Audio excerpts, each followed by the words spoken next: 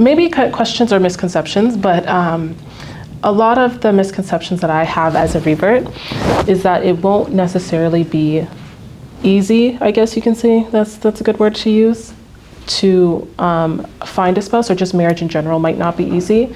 That's just like the consensus that I've got.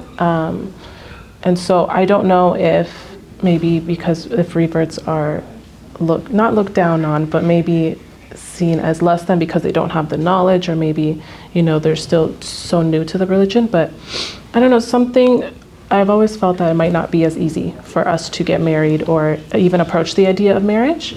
And like, how does one, as a new Muslim, go about that? Okay, great. I think this is a really important topic. So firstly, on topic of marriage, first, what I want to tell the community, right, that we have seen situations in which sisters or brothers would push, oh, you should get married, right? And I think sometimes there's like unhealthy amount of push, right? Marriage is great. However, just like we talked about something else, right? You're telling about your family, right? So if your family doesn't know you're a Muslim, you have different sets of problem. Once they know you're a Muslim, then you have a different sets of problem, right? When you don't have a job, you have different sorts of problem. When you have a job, you have different sorts of problems, right?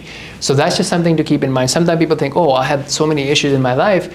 If I get married, everything will be solved, right? It will take care of some of that issues or some of that, gaps in your life, but then it will bring a whole set of other challenges in your life, right? It's just like, okay, what do you want to deal with? So that's just something like, I think, people should not rush into marriage, right? Especially when you're converting, there's a lot of stuff that's new in your life. So you want to kind of find your space, right? Yes, it can make a lot of things easier, but then it can also create a lot of challenges. So that's one.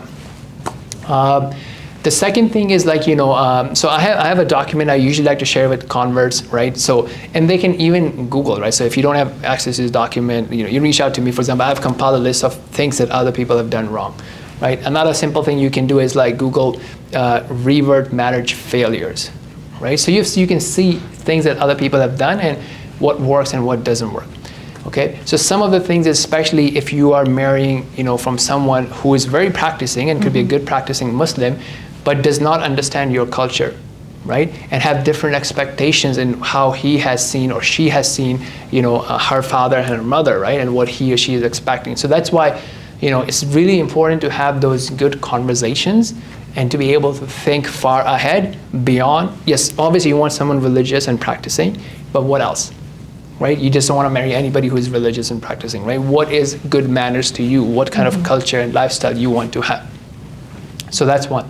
Now, in general, marriage is hard, especially in the West, right? We've seen, and that's something. I mean, I hear from converts. I also hear from brothers who are born and raised as Muslims, and the reason is, I think there's a lot of times there's a expectations difference. Right? So what you're looking for is not available, right? So, and vice versa. So people need to sort of understand what's available and what they're willing to compromise and what they're not, and so on and so forth.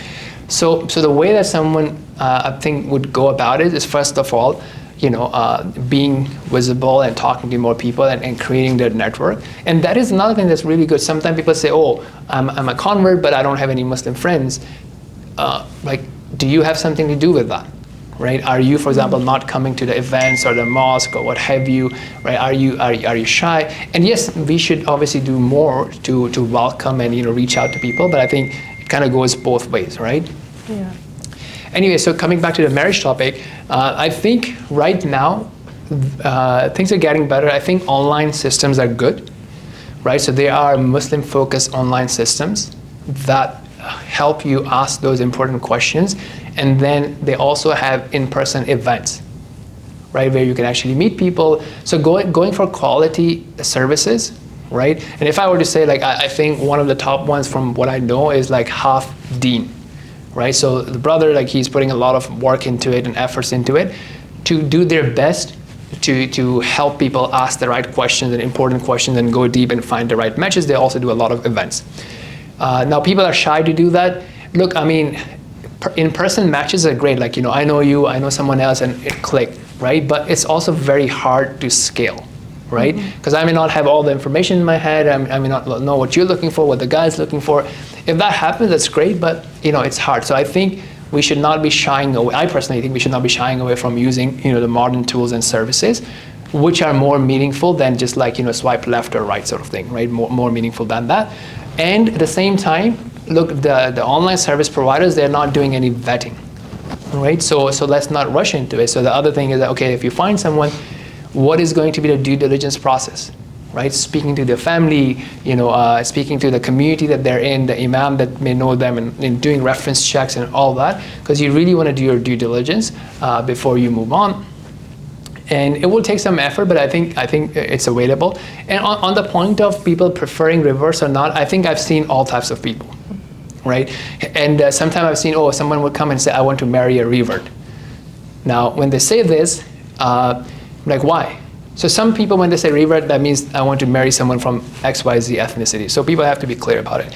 But sometimes people also think, revert means that, okay, the person will be like, so much into the deen, and whatever the deen says they will do. And sometimes people may just like really exploit things. You should always obey husband, or vice versa, and you should not do this and that, which may sometimes not be true. And people should stop doing that, especially the brothers, because that turn away people away from religion when you're abusing it and you're calling out to things.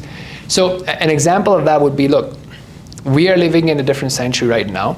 So if you want someone to live and serve and do stuff that's like of 14th, 15th, or 16th century, and you yourself are living by 2020 standards, that doesn't make sense, right? You're not doing as much hard work. So I think people have to be clear of what lifestyle that they're looking for.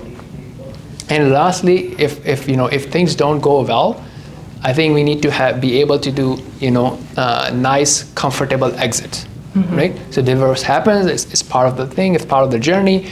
You do your best, you do your due diligence, you go into it, you do your prayer of istikhara, prayer of consultation, you go, you marry. If things don't work out, you involve your family or people around you to help that dialogue and negotiation and counseling and what have you. Even if they don't work out, let's not make it a messy divorce, exit. Right? Obviously, both of the parties benefited and they grow with that relationship. Let's move on. Right? So let's not make it like, that's it, my life is like handed, like, it's just like a bad experience. Or you can't even call it a bad experience, because there may be good things about it, but then, things change or it didn't work out. Okay, people move on.